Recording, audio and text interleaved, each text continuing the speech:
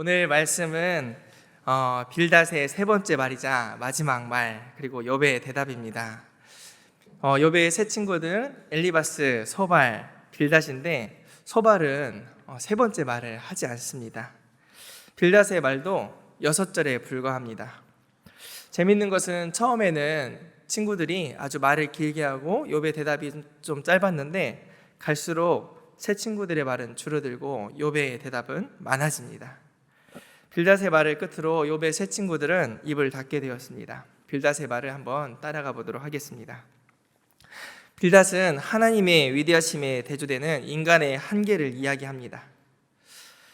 모든 것을 다스리시는 하나님과 피조된 인간은 질적으로 차이가 있다고 말을 합니다. 25장 2절을 보십시오. 하나님은 주권과 위엄을 가지셨고 높은 곳에서 화평을 베푸시느니라. 하나님은 때로는 위엄으로 다스리십니다. 인간은 그래서 하나님을 두려워하기도 하고 또 무서워하기도 하고 놀라기도 하고 공포를 느끼기도 합니다.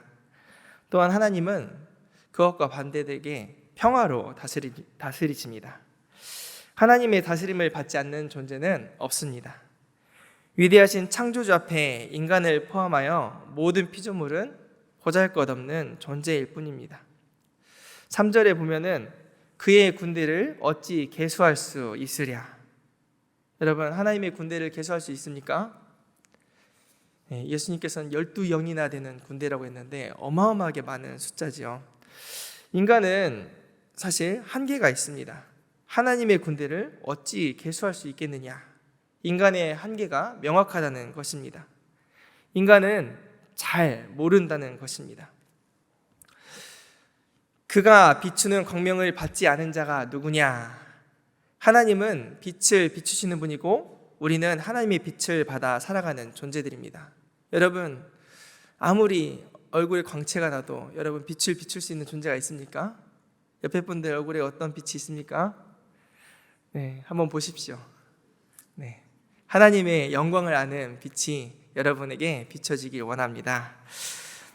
하나님은 빛을 비추는 분이고 우리는 빛을 받아 살아가는 질적으로 다른 존재들입니다. 그래서 4절에 보면은 그런즉 하나님 앞에서 사람이 어찌 의롭다 하며 여자에게서 난 자가 어찌 깨끗하다 하랴 말하랴 하고 있습니다. 여자에게서 난 자라는 말은 우리 모두 다 여자에게서 났죠. 아무도 남자에게서 난 자가 없어요.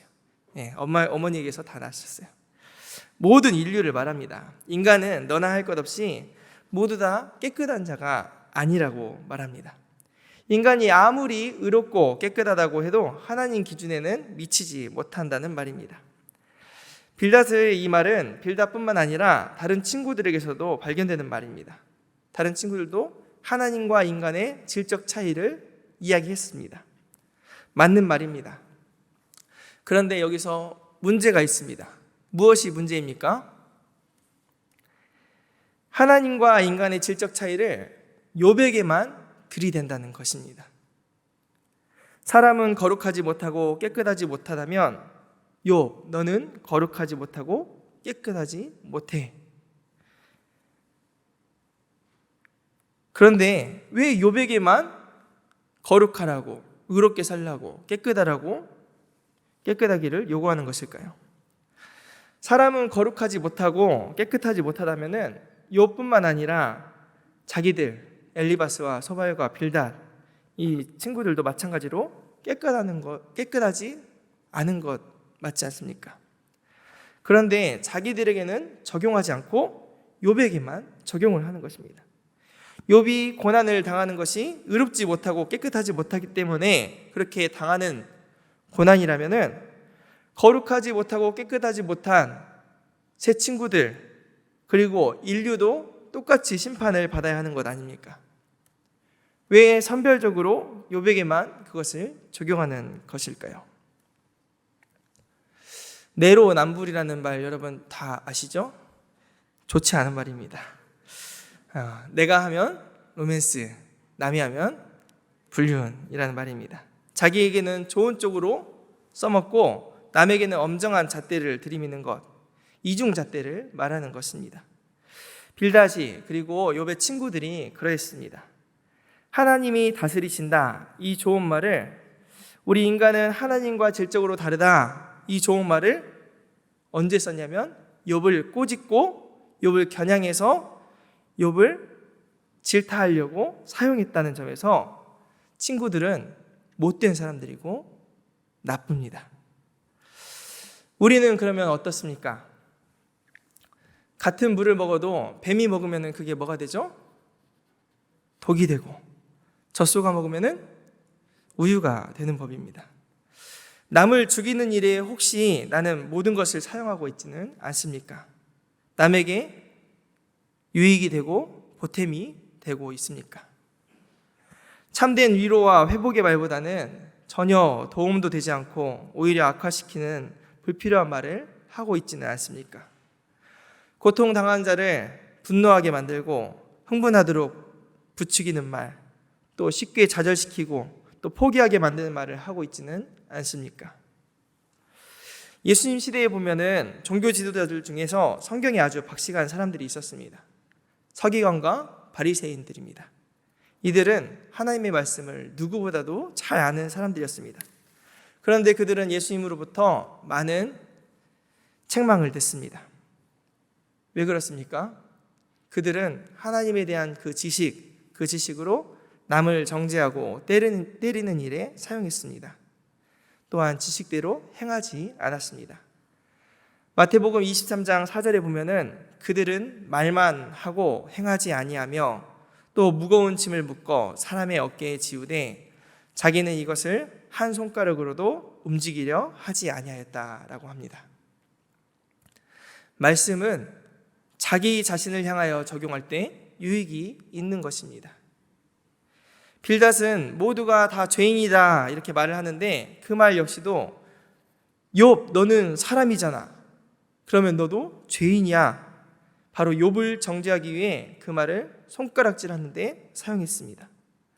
그런데 재미있는 것은 그 말을 하면서도 자기 자신에게는 적용하지 않았습니다. 욥을 정죄한 데만 사용했지 자기 자신을 돌아보는 일에는 사용하지 않았습니다. 세상에 아무리 좋은 말씀이어도 사람을 정죄하고 또 지적하고 죽이는 일에 쓴다면 그것은 좋은 것이 아닙니다. 우리 목사님이 그러는데 당신처럼 그렇게 행동한 사람은 신앙인도 아니래. 자기를 돌아보면서 참된 신앙인이 그렇게 하면 안 되지, 이렇게 돌아봐야 되는데 다른 사람에게 너 그렇게 하면은 신앙인이 아니야 이렇게 말한다면 싸우자는 이야기밖에 안 되는 것입니다. 나 자신을 돌아봐야지 다른 사람 들으라고 그러면은 그것은 빌닷과 같은 사람입니다. 욥은 모든 사람이 죄인이라면 너 또한 죄인이라고, 의로운 사람은 아무도 없다는 사실, 이 사실을 들어서 친구들이 했던 말로 응수합니다. 26장 2절에 보면은 욥이 화가 나서 이렇게 말을 합니다. 네가 힘없는 자를 참 잘도 도와주는구나. 기력 없는 팔을 참 잘도 구원하여 주는구나. 이렇게 말했는데 이 말은 사실 욥기 4장에 한번 쓰였던 말입니다. 엘리바스가 욥을 가리키면서 이런 말을 했습니다.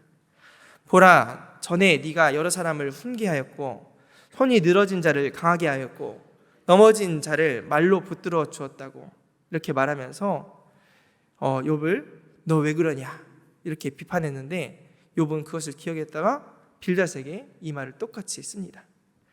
네가 힘없는 자를 참 잘도 도와주는구나. 기력 없는 팔을 참 잘도 구원하여 주는구나. 가로에 생략된 말이 있는데 그런데 왜 나에게는, 왜 나한테는 왜 이러는 거냐, 비꼬는 것입니다. 또한 3절을 보면은 지혜 없는 자가 참 잘도 가르치는구나, 큰 지식을 참 잘도 자랑하는구나. 4절에 보면 내가 누구를 향하여 말하느냐, 누구의 정신이 내게서 나왔느냐 이렇게 말합니다. 빌닷은 욥을 비판하면서 자신의 지혜가 조상들로부터 축적된 지혜라고 강조해 왔었습니다. 8장에 보면 욥에게 이렇게 말합니다. 네가 인생을 다 안다고 떠들지 마라. 너보다 오래 산 선조들이 있었고 그들의 지혜가 쌓여서 얻은 통찰이 있다. 그것이 바로 전통이다. 이렇게 말했는데 빌닷이 말했던 지혜, 그 전통이란 것은 다름 아닌 인과응보를 못 벗어난 것이었습니다. 그런데 욥은 그런 빌닷에게 이렇게 말합니다. 그것은 죽은 지혜다. 너가 말하는 지혜는 죽은 지혜야. 5절을 보십시오. 죽은 자의 영들이 물 밑에서 떨며 물에서 사는 것들도 그러하도다. 옛시대의 사람과 조상들은 죽은 자의 영들이며 그 죽은 자의 눈으로 현실을 바라보지 말라고 말하는 것입니다. 그리고는 그 시선을 욥은 그 죽은 지혜에 머물러 있는 것이 아니라 그 시선을 하나님께로 돌립니다. 6절을 보십시오. 하나님 앞에서는 수월도 벗은 몸으로 드러나며 멸망도 가림이 없음이라. 하나님의 주권을 이야기합니다. 여러분, 우리는 하나님의 다스리심을 믿는 자들입니다. 맞습니까? 맞습니다. 우리는 하나님이 우리를 다스리는구나, 이것을 믿는 하나님 나라의 백성들입니다. 욥은 하나님께서 다스리시는 그 영역을 그냥 우리가 살고 있는 이 영역만 두고 생각하지 않습니다. 죽음의 공간, 이 죽음의 공간 또한 하나님께서 다스리신다, 이렇게 말합니다. 죽음의 공간은 살아있는 우리 인간이 접근할 수 없는 공간입니다.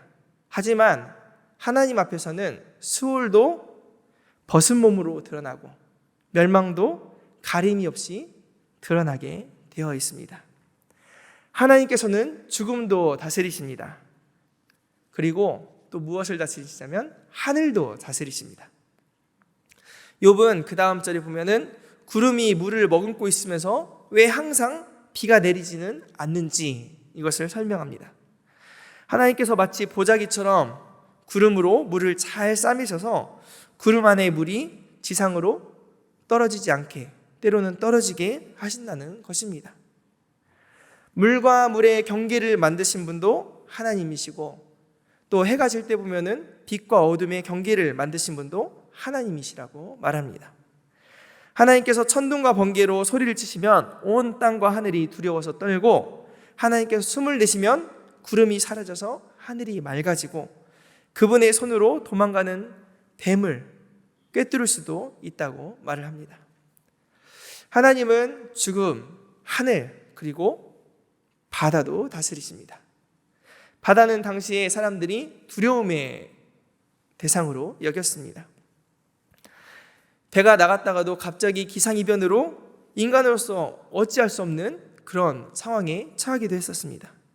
욥기의 세계관에서는 그것을 라합이 격동시켜서 파도가 일어나게 만들었다, 이렇게 말을 하는데 바다가 흉흉해지는 것입니다. 하지만 하나님은 그 바다조차도 잠잠케 하실 수 있는 분이셨습니다.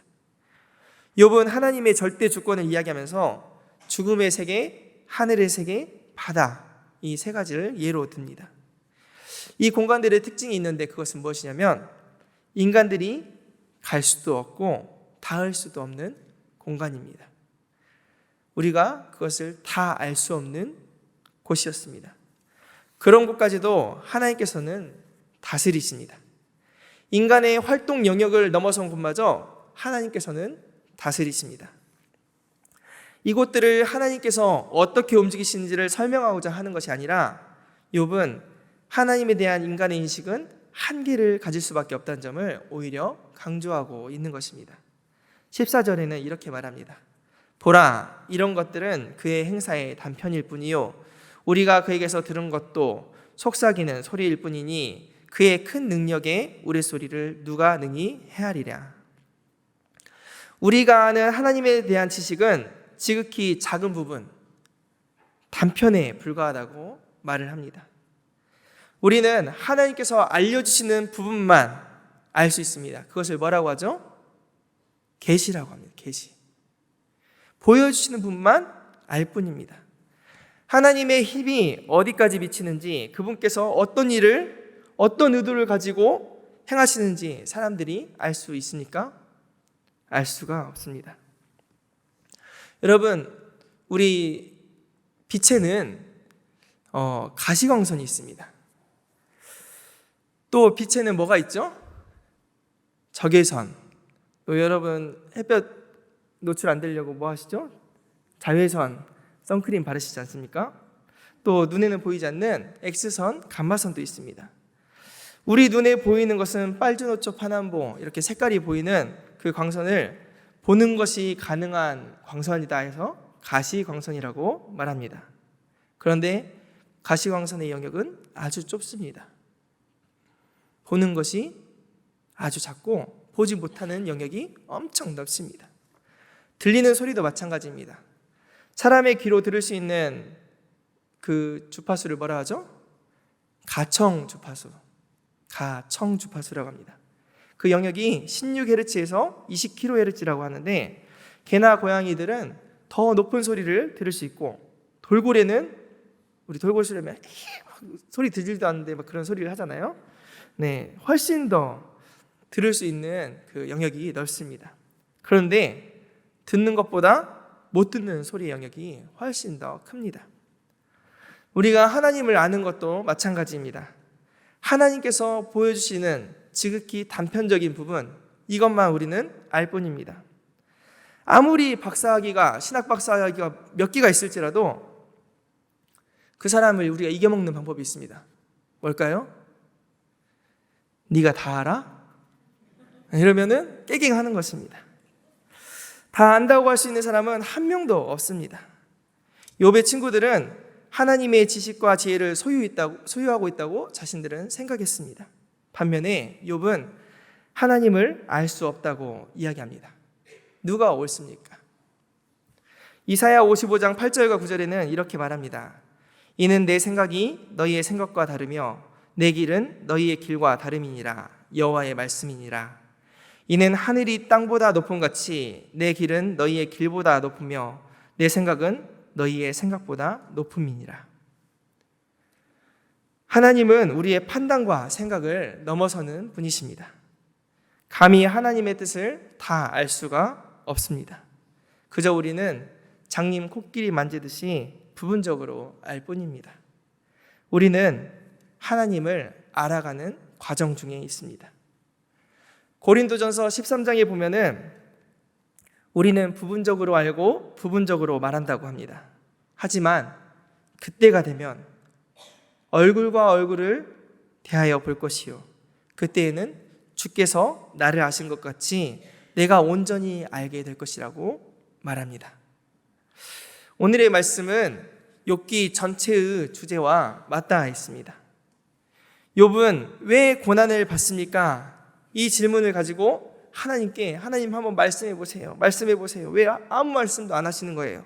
앞으로 가도 아니 계시고 뒤로 가도 보이지 않는데 하나님은 도대체 어디에 계세요? 계속 하나님께 질문을 퍼붓습니다. 결국 어떻게 됩니까? 욥기 마지막에 가면은 하나님께서 나타나십니다. 욥에게 폭풍과 같은 대답을 하시는 것이 아니라 욥에게 질문 세례를 퍼붓습니다. 38장부터 41장까지 질문이 넘치도록 넘칩니다. 무지한 말로 생각을 어둡게 한 자여 너는 대장부처럼 허리를 묶고 내가 내게 묻는 말을 대답해봐라. 땅에 기초를 놓을 때 너는 어디 있었느냐? 사슴이 새끼 낳는 법을 알고 있느냐? 뭐 아느냐 하나님께서 계속 물으면서 쉬도 없이 질문하면서 왜 욥이 고난을 당하는지는 이야기하지 않습니다. 아냐? 너 그거 아냐? 너 그거 알면 한번 대답해봐라. 내가 설명한다고 너 알겠느냐? 이해가 되겠느냐? 계속 하나님 말씀하시면서 우리의 무지를 꼬집으십니다. 아주 할 말 없게 만드십니다. 그래서 42장에 가면 욥이 말합니다. 하나님, 제가 무지하면서도 알지도 못하는 말을 했습니다. 용서해 주십시오. 제가 그동안 하나님을 귀로 듣기만 하였사오나 이제는 눈으로 주를 배움나이다. 욥은 하나님께서 자신에게 왜 이런 고난을 주셨는지 다 알 수 없었지만 욥은 그때부터 하나님과의 관계 회복의 자리로 나아갑니다. 왜요? 하나님께서 답을 주신 것은 아니지만 하나님께서 모든 것을 주관하시는 분이라는 것을 욥은 알았기 때문입니다. 나는 다 알 수 없지만 하나님께서 모든 것을 주관하셨구나. 창조주 하나님께서, 주께서 모든 것을 다스리시는구나. 이것을 깨닫게 된 것입니다. 또한 자기에게 말씀하시는 그 하나님으로 인하여서 힘을 얻어서 나아갑니다. 앞으로 가도 보이지 않던 하나님, 뒤로 가서 찾아봐도 만날 수 없던 하나님이 자신에게 말씀해 주신 그 말씀이 하나님이라는 그 사실에 힘을 얻게 된 것입니다. 여러분, 우리는 하나님을 다 알 수 있습니까? 다 이해할 수 있습니까? 책 제목 중에 이해할 수 없는 하나님 사랑하기라는 제목이 있습니다. 우리는 다 알지 못하지만 그 하나님을 사랑하는 존재들입니다. 때로는 우리가 어려움을 만나면은 이렇게 질문합니다. 하나님, 왜 저에게 이런 일을 행하십니까? 하나님, 왜 저에게 이런 고난을 주십니까? 하나님, 왜인지 말씀해 주세요. 제가 알고 맞는 매가 낫지 않습니까? 이렇게 쉽게 말합니다. 하지만 우리는 질문을 한번 바꿔봐야 합니다. 여러분, 평안할 때 여러분은 어떤 질문을 하나님께 하십니까? 하나님, 왜 하나님 저를 사랑하십니까? 왜 하나님은 나를 위해 예수님을 보내주셨나요? 왜 내가 뭐라고? 시편 8편에서 다윗은 이렇게 말합니다. 사람이 무엇이간데 주께서 저를 생각하시며 인자가 무엇이간데 주께서 저를 권고하시나이까. 이렇게 고백합니다.